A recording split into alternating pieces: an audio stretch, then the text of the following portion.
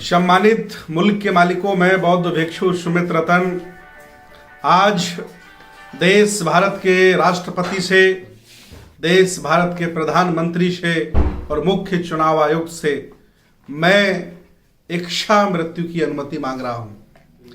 ये जानकर के आप हैरान हो जाएंगे कि आखिर मैं ऐसा क्यों कर रहा हूं। मैं चाहता हूं कि जो प्रार्थना पत्र हमने राष्ट्रपति के लिए, प्रधानमंत्री के लिए और मुख्य चुनाव आयुक्त के लिए तैयार किया है, एक बार पूरा सुन लीजिए, आपको समझ में आ जाएगा। ये मेरी समस्या नहीं, भारत के प्रति एक नागरिक की समस्या है। ये मेरा दर्द नहीं, हक वंचित असहाय कमेरा समाज के हर व्यक्ति का दर्द है। मैं चाहता हूं आप सुने, विषय को समझें।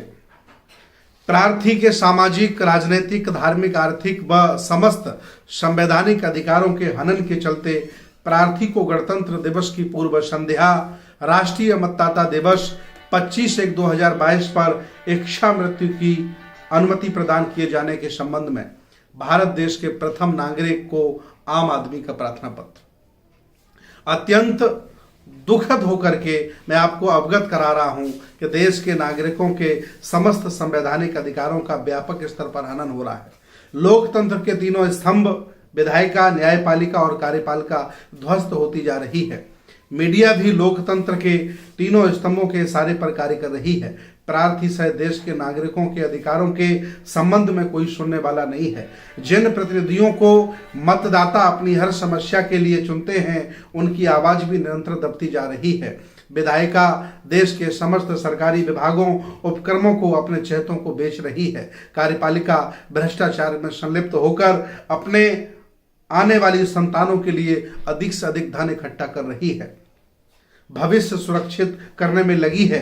यह स्थिति देश की न्यायपालिका की भी होती जा रही है। सर्वोच्च न्यायालय के माननीय न्यायाधीश सेवानिवृत्त होकर राज्यपाल व राज्यसभा में जाने के लिए आतुर हैं।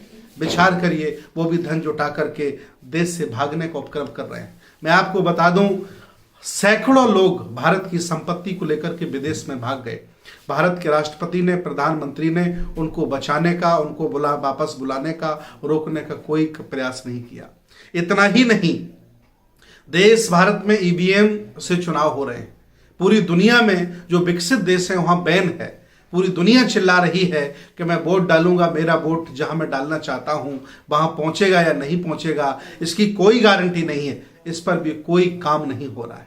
अतः मैं बहुत दुखी हूं, मैं बहुत चिंतित हूं। मुद्दे मेरे बहुत हैं जिन्हें सुनकर के आपकी आंखों में आंसू आ जाएंगे।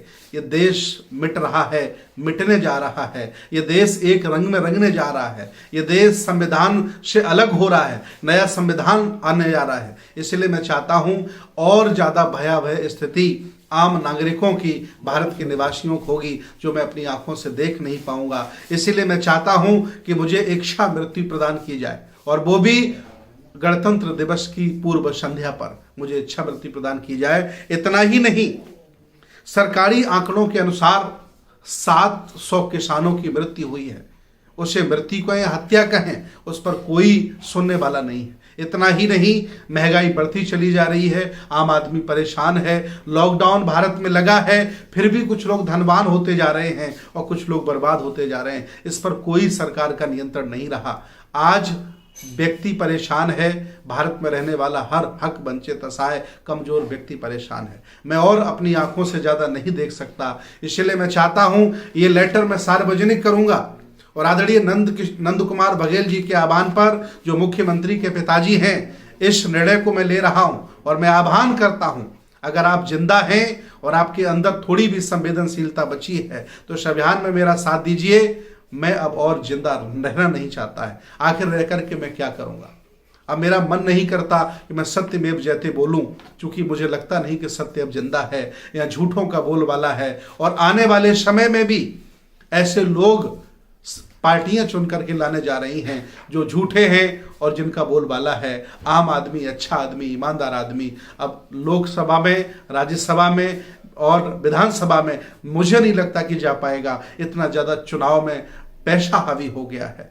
मनमानी तरीके से लोग सब करते चले जा रहे हैं, लोकतंत्र का ह्रास हो रहा है, संविधान मिट रहा है, निजीकरण से देश बर्बाद हो रहा है। मैं अब और नहीं देख सकता, इसलिए मैं चाहता हूं कि मुझे देश के राष्ट्रपति इच्छा मृत्यु प्रदान करने की अनुमति करें। मैं ये पत्र अपने संगठन ट्रस्ट के माध्यम से राष्ट्रपति को, प्रधानमंत्री को, चुनाव आयोग को भेज रहा हूं और मैं चाहता हूं कि मेरी इच्छा पूरी की जाए। और इस अभियान में अगर आप जिंदा हैं, जागरूक हैं, तो आप भी इस तरह का कार्य करने का प्रयास करें ताकि भारत बच सके, लोकतंत्र बच सके और ये पुरखों की विरासत बचाई जा सके।